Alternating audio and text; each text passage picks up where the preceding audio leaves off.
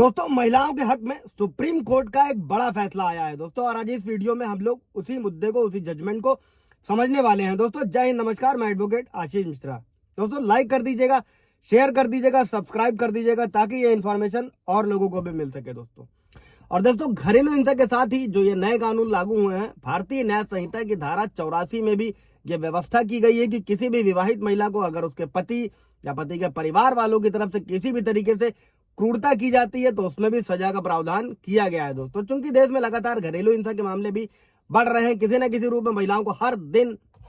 हिंसा का सामना करना पड़ता है दोस्तों, और कई बार ऐसे मामले दर्ज भी नहीं हो पाते और इसके लिए महिलाओं को समान अधिकार मिलना जरूरी है दोस्तों आए दिन जो ये घरेलू हिंसा के मामले देखने और सुनने को मिलते हैं दोस्तों, ऐसे ही एक मामले में सुप्रीम कोर्ट ने महिलाओं के हक में एक बड़ा फैसला सुनाया है दोस्तों। और सुप्रीम कोर्ट ने ये कहा है, ये स्पष्ट किया है कि घरेलू हिंसा की शिकार महिला के लिए घर का मतलब ऐसे घर से भी है जो पति के नाम पर भले ही ना हो लेकिन दोनों वहां साथ रह रहे हो, मतलब बहू को सास ससुर या साझा घर में रहने का भी पूरा अधिकार है दोस्तों। और इस केस में अभी हम लोग ये समझेंगे, साथ ही घरेलू हिंसा कानून क्या है, पहले ये समझते हैं कि वो मामला क्या था जिसमें सुप्रीम कोर्ट ने ये फैसला सुनाया है दोस्तों।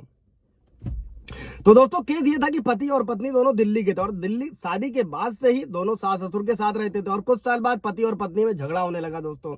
मामला तलाक तक पहुंचा और घरेलू बहू ने, जो आए दिन होता है, घरेलू हिंसा कानून के तहत पति के साथ साथ सास ससुर के खिलाफ भी केस दर्ज करा दिया, और ससुर ने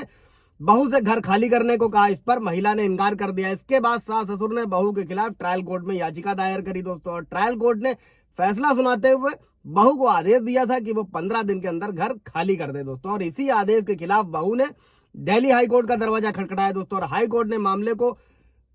पुनः विचार के लिए यानी कि रिवीजन के लिए ट्रायल कोर्ट में वापस भेज दिया दोस्तों। और इसके खिलाफ ससुर ने सुप्रीम कोर्ट में अपील करी दोस्तों, और इसी को लेकर सुप्रीम कोर्ट का ये बड़ा फैसला आया है दोस्तों। और सुप्रीम कोर्ट ने क्या कहा था दोस्तों, उसको भी समझ लीजिएगा कि सुप्रीम कोर्ट ने अपने फैसले में ये कहा, घरेलू हिंसा अधिनियम 2005 की धारा 2 के सबसेक्शन एस में पति के साझा घर यानी शेयर्ड हाउस होल्ड की परिभाषा दी गई है दोस्तों। और इसी धारा के तहत कोर्ट ने महिला को राहत प्रदान करी दोस्तों, और इसके अनुसार जो इसमें इस आदेश में किया गया कि हिंसा के बाद घर से निकाली गई महिला को साझा घर यानी कि ससुराल वालों के घर में रहने का अधिकार है दोस्तों। इससे रिलेटेड कोई क्वेरी, कोई सवाल होगा तो पूछिएगा दोस्तों। और सुप्रीम कोर्ट ने अपने फैसले में क्या कहा था दोस्तों कि घरेलू हिंसा कानून की धारा 2S के मुताबिक साझा घर का के मतलब जो होता है दोस्तों, वो केवल उस घर से नहीं है जो ज्वाइंट फैमिली का है